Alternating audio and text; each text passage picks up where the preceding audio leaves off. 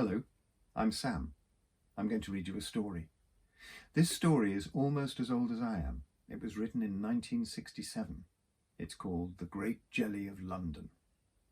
When I was little, my parents used to take me to the Royal Albert Hall to see prom concerts, and I was always very excited, not just because I was getting to see the inside of the Albert Hall, but because it gave me a chance to check behind all the doors and the curtains to see if I could find traces of jelly.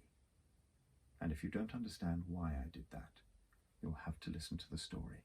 It's one of my very favourites. It's an extremely exciting tale, and I'm really looking forward to reading it to you. Here we go. The Great Jelly of London by Paul Jennings, with pictures by Gerald Rose.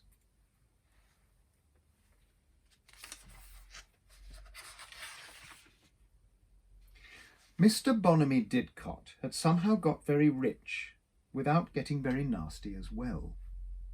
He had a lot of jobs where things kept going wrong. He was a Punch and Judy man at the seaside, and it was the wettest summer for 40 years, so nobody came.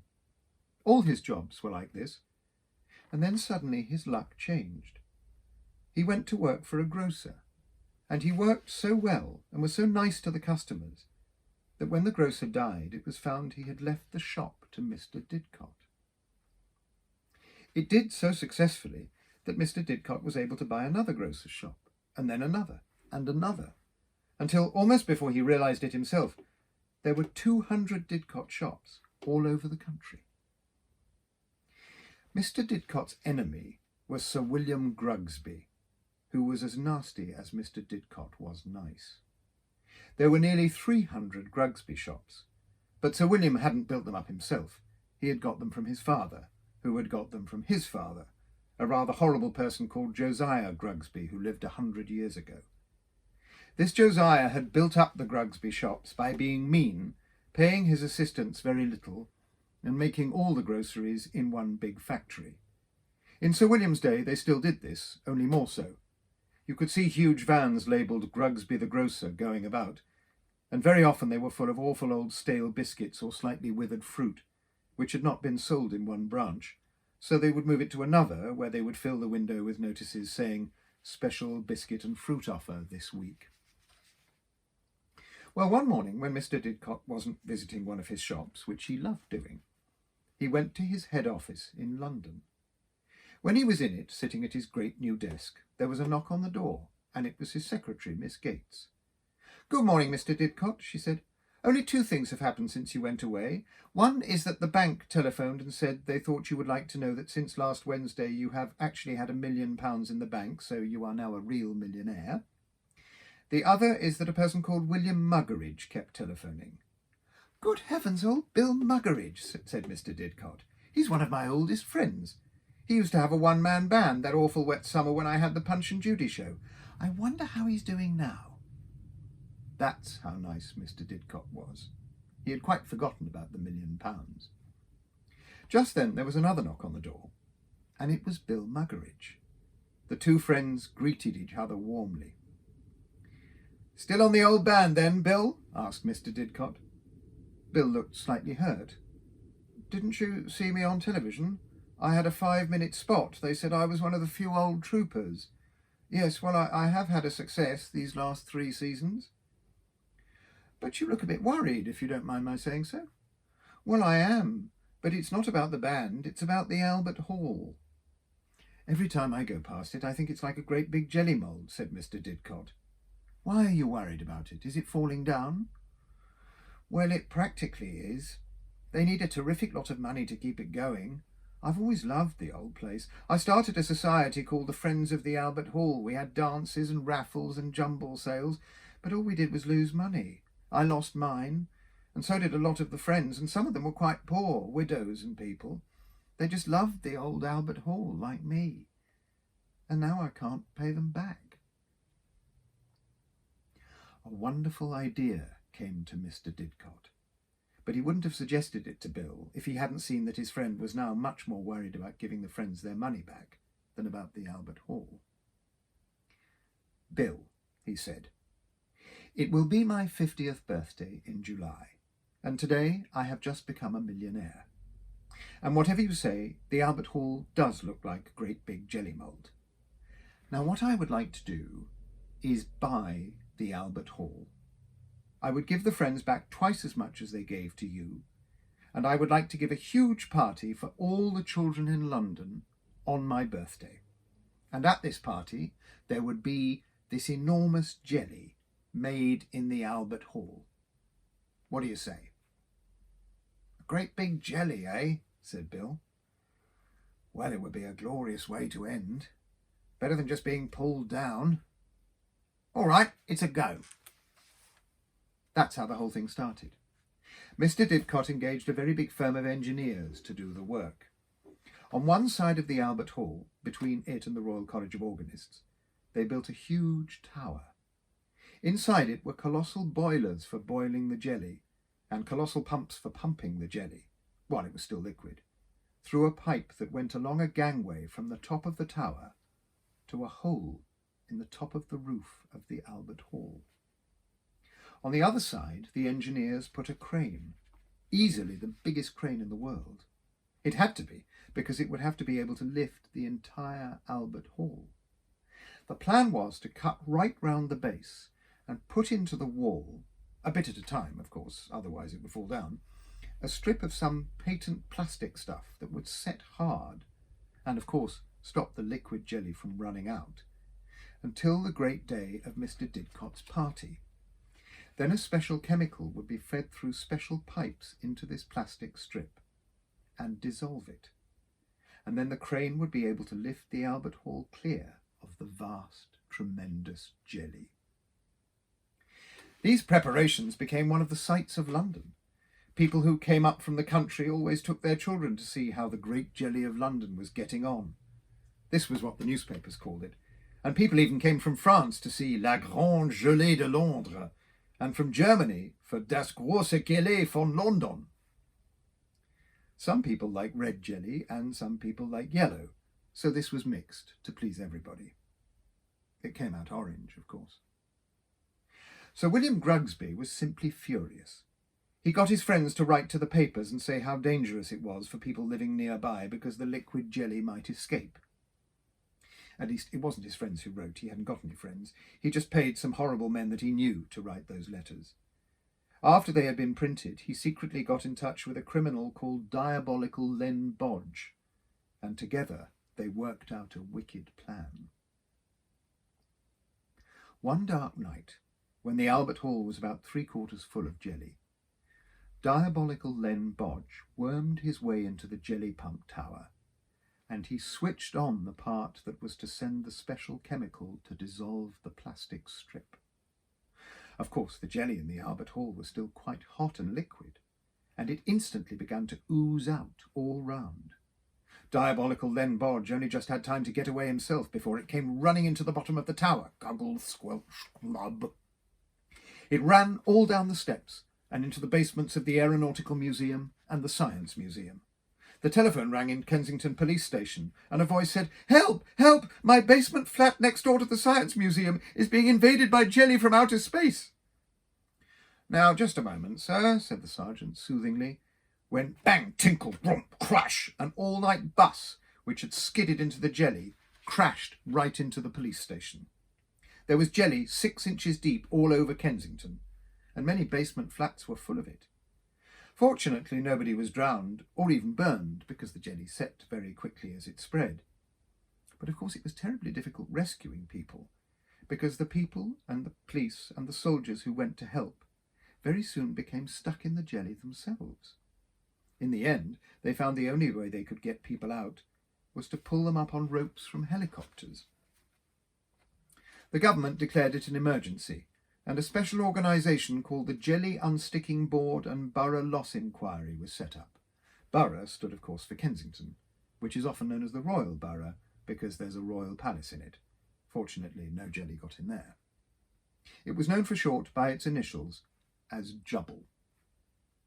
Naturally, the first thing Jubble had to do was actually rescue the people and find emergency shelter for them. They managed that very quickly and efficiently with the helicopters, but when it came to getting the jelly off the roads and out of the basement flats, they simply couldn't think how to do it. Some wanted to use boiling water from hoses. Some wanted to scrape it off using hundreds of men with shovels. While they were arguing about it, Sir William Grugsby, pretending to be very generous, said he would make them a present of 100 tons of Grim, the patent cleaning stuff made by Grugsby's. On the tin it said, "Grim the Wonder Solvent. Dissolves and removes all stains, tea, coffee, blood, cocoa, soup, or jelly." Well, the Grim did work, although even after that there was a terrific amount of work to be done. You can imagine what a job it was cleaning cars, for instance, that had been caught in basement garages. They had to take them absolutely to pieces until they were nothing but hundreds of bits of metal, rubber, wheels and rods, and awkward bits of carburettor and springs and fiddling little nuts and washers. All the bits had to be dipped separately in Grim and water and then rinsed and dried. Some things were never the same again, even when they'd been cleaned. Needless to say, this cost a frightful lot of money. Fortunately, Mr Didcot, unknown to Sir William, had been insured against this kind of accident. Insuring means you give the insurance men a little bit of money in case something awful happens that you hope won't happen and they think won't, and if it does happen, they have to give you a lot of money. Obviously, the awful things very often don't happen, and that is how the insurance men get rich. But they certainly had to give Mr Didcot a lot of money. He gave it all to Jubble, and a lot more of his own as well, and soon everybody knew he wasn't a millionaire at all. But he said he wasn't going to disappoint the children, and he was still going to give the party. Only, of course, he wasn't allowed to make the jelly in the Albert Hall. They would just be over 1,000,000 ordinary little jellies. Not only this, he said he would give another party as well, for all the people in Kensington who had been inconvenienced by the jelly, even though Jubble and Mr Didcot had by now made everything as good as new for them. When people saw how well Mr Didcot behaved after this misfortune, they were sorry for him, and for his nice idea that had gone wrong, and they went to Didcot shops more than ever, and Mr Didcot began to come near being a millionaire again. This was more than Sir William could bear. He went to a telephone kiosk and dialed a secret number that only he and some criminals knew. It was the number of diabolical Len Bodge. "Hello, is that you, Bodge? Listen, Grugsby here. I want you to get into the Jelly Tower tonight, Friday, and switch it on again. They're going to start dismantling it on Monday, so we've got the whole weekend. Didcot's been forbidden by the government to make jelly in the Albert Hall, and I'm pretty sure he hasn't reinsured, and there's still a lot of jelly in the tanks." "What? Oh, very well then, I'll pay you 1,000 if you insist. Goodbye." He came out of the kiosk, smiling smugly to himself. Now, as so often happens with nasty men, Sir William had a very nice daughter, whom he loved, insofar as he was capable of loving anyone. She was called Amanda Grugsby, and she played the violin in an orchestra, and she was in love with a young man in the same orchestra who played the flute. And do you know who he was? He was Nicholas Didcot, Mr Didcot's only son. She hadn't dared tell her father about this, but at lunch on Saturday he seemed so cheerful, smiling to himself and actually humming under his breath, that she thought this would be a good time to tell him. But it wasn't.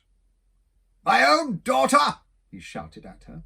"You have the infernal cheek to come in here and tell your father you want to go off with this namby-pamby, good-for-nothing, jumped-up, low-down, milksop young thug with his long hair?" Amanda was a girl of some spirit, so she said, "How can he be jumped up if he's low-down as well? Or a thug if he's a milksop? He isn't either, anyway." At this her father was so awful to her that he made her cry, and she ran out of the house. Even Sir William was sorry at this, but he was too nasty and proud to call her back.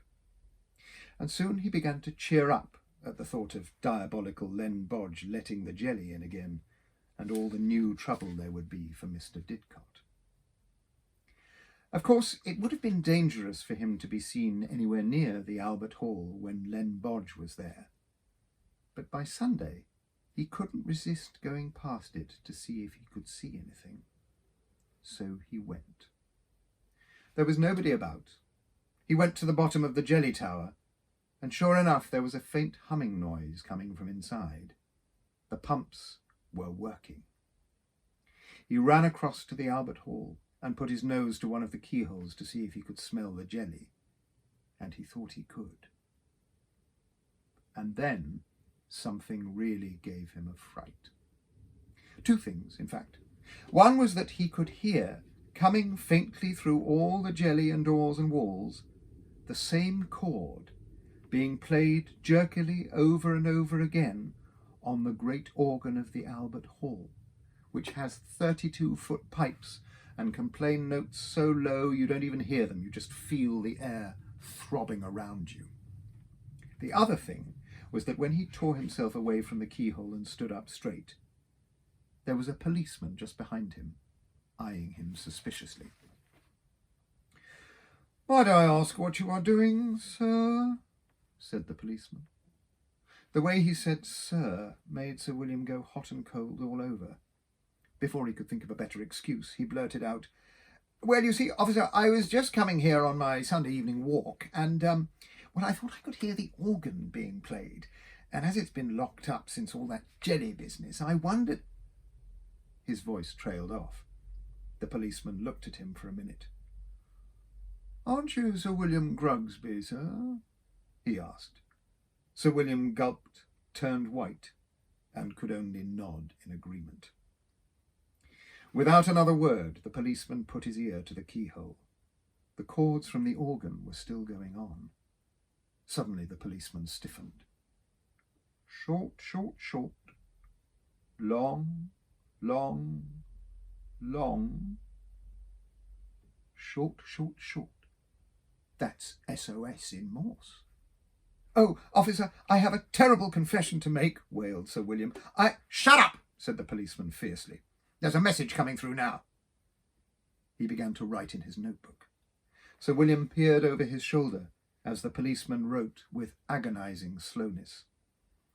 "Help, am trapped in hall, jelly pouring in, door covered already, now reached bottom of organ seat, tell daddy I forgive, love, Nicholas, Amanda, Grugsby." "The pumps! We must stop the pumps immediately!" shouted Sir William. He rushed over to the jelly tower, followed by the policeman. They tugged at all the door handles, but everything was securely locked, and there seemed to be no way into the smooth concrete sides. "It's no good. I shall have to ask Len Bodge," panted Sir William. "Diabolical Len Bodge, so that's it. Why, you—" The policeman was about to tell Sir William what he thought of him, but when he saw the look on his face, he took pity on him. "We'll talk about that later down at the station," he said. "We've got to rescue your daughter now. All right, you go and phone Len Bodge and I'll phone the fire brigade." They rushed off to 2 telephone boxes. The moment Sir William explained to Len Bodge that someone's life was in danger, he said, "Oh, that's it, is it? All right, I'll come." The fire brigade arrived first. Their leader quickly climbed up their ladder and rushed along the catwalk that led from the top of the jelly tower to the hole in the roof of the Albert Hall. Then the crowd, which had quickly gathered, saw him come down. "It's impossible to get through," he said. "No man could live after being lowered through that hole while the boiling jelly is pouring down. We've got to turn those pumps off somehow." Just at this moment, a police car rushed up, out of which jumped Mr Didcot, Nicholas, and Bill Muggeridge. Nicholas rushed to the fire escape and tried to climb up it. "Give me some rope," he shouted. "I must rescue Amanda." "It's no good, sir," said the fire brigade captain. "You'll only kill yourself. We must wait till Bodge comes." "I know every inch of the old Albert Hall," said Bill Muggeridge. "There's a tunnel from the basement of the Science Museum that comes up in the middle of the organ. When they built it, they thought it would be a good idea to have the organ connected with emergency pipes to a blower that could be driven by one of those old steam engines in the museum if ever the regular blower broke down. but it'll be dangerous. If it isn't already blocked by jelly, it won't be long before one of the trapdoors gives way. Nicholas, come back!" shouted Mr Didcot. But seizing Bill Muggeridge, Nicholas had already dashed off to the Science Museum, where Bill showed him the entrance to the tunnel. Brushing aside the protests of the attendant, Nicholas feverishly undid the bolts on the big steel door and disappeared at a run up the tunnel. Bill Muggeridge and the attendant stood by the door arguing, but after about 3 minutes they felt a gust of hot, jelly-smelling air blow out of the tunnel, and then they could hear an unmistakable glub, glub, glub, glub, glub, getting louder. "Quick, the steel door!" shouted the attendant. "It's got him, and it will get us if we don't shut the door." Reluctantly, Bill Muggeridge helped him close it, and not a moment too soon, because even when the great bolts were fastened, there was a thin trickle of hot jelly oozing through. Meanwhile, back at the Albert Hall, diabolical Len Bodge had arrived, carrying a big bunch of skeleton keys and some tools. "Ho! Gangway there! Gangway!" he shouted. The crowd made way for him, and he instantly opened the door of the jelly tower and disappeared inside. "Oh, temperature control out of order," he said, looking at some dials. "Jelly too hot. Boiling. Must get that girl out." With the fire brigade chief, he went up to the hole in the roof. At first they couldn't see anything because of the steam from the jelly, which was terribly hot. "Are you all right?" shouted Sir William, who had followed them up with Mr Didcot. His words echoed all round the Albert Hall. I. Yes! It was Nicholas's voice. So he had got through to the organ just before the jelly burst through the trapdoor into the tunnel.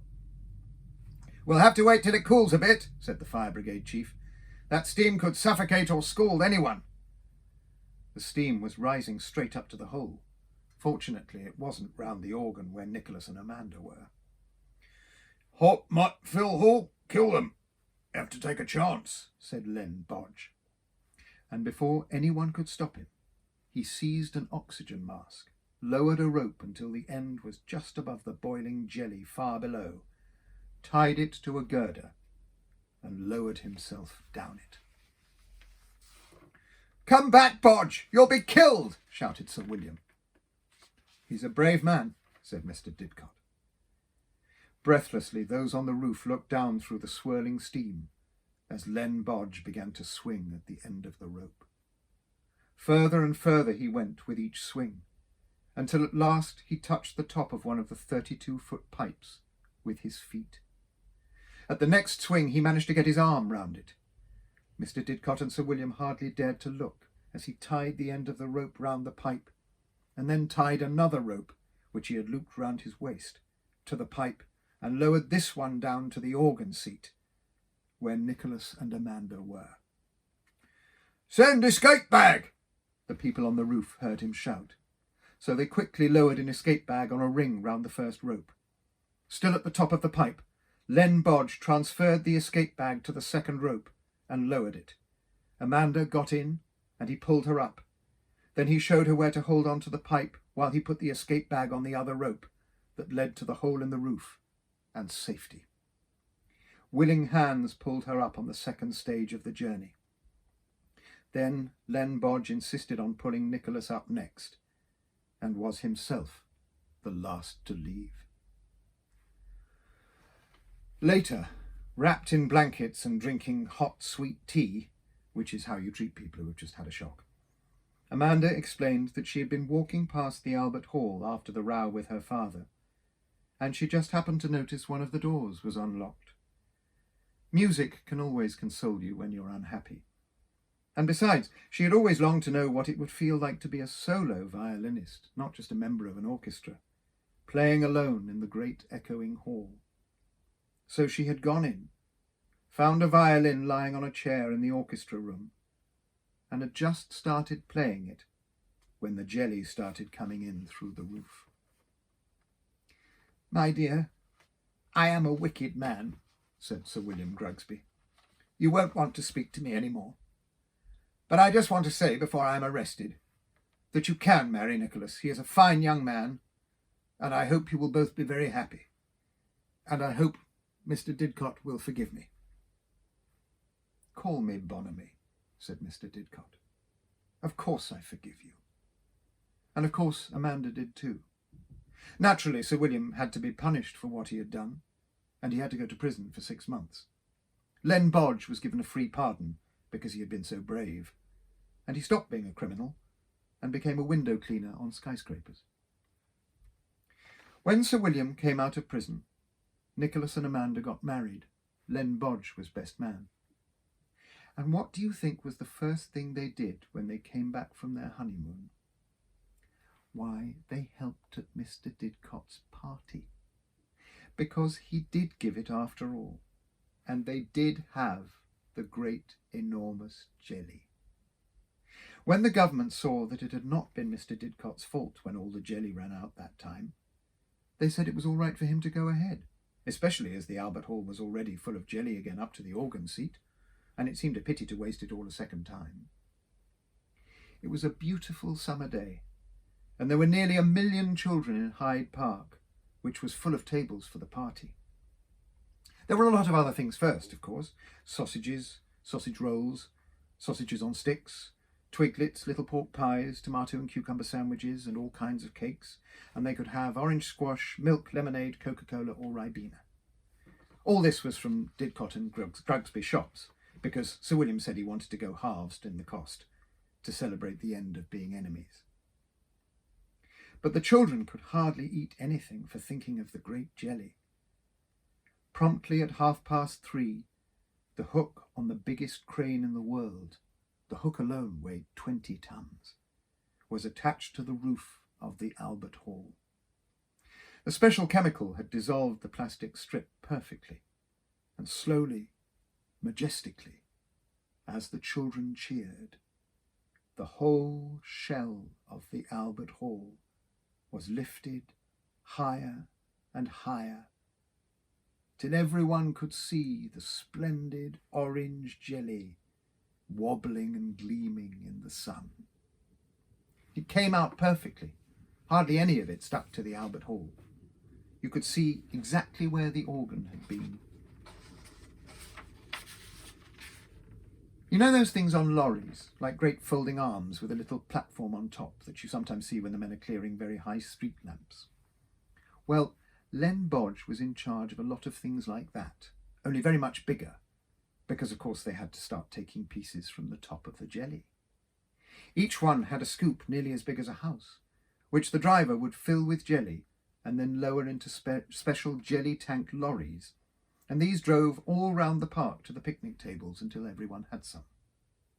And they all had special cardboard boxes and were allowed to take some home too. It was very much nicer than ordinary jelly. It had a flavour you can only get when you make a jelly as big as that, just as a piece from a whole roast ox tastes much better than the ordinary roast beef you have on Sunday. After the party, the Albert Hall was lowered again onto its base, where a new plastic strip had been put on, and with 500 tons of grim, they got every scrap of jelly off, even out of the organ and the red velvet curtains. Now that Mr. Didcot and Sir William were friends, they both somehow felt grateful to the Albert Hall. So they gave some more money to Bill Muggeridge and the Friends. So you can still go to concerts there. But if you sniff very carefully in some of the corridors, you can still smell a faint trace of the famous, once only, delicious, enormous, great jelly of London.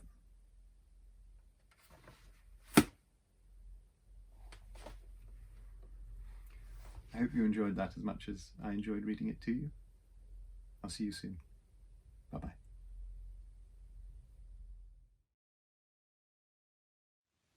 Thank you so much for tuning into Royal Albert Home. My name is Craig Hassel. I'm the Chief Executive of the Royal Albert Hall, which sadly has had to close its doors for the first time since the Blitz. So while we can't welcome you to the Hall, we can share these concerts with you from artists' homes to yours. If you are able to donate even the fraction of a price of a ticket, you'll be helping us look after our staff and look after our beautiful building during this lockdown.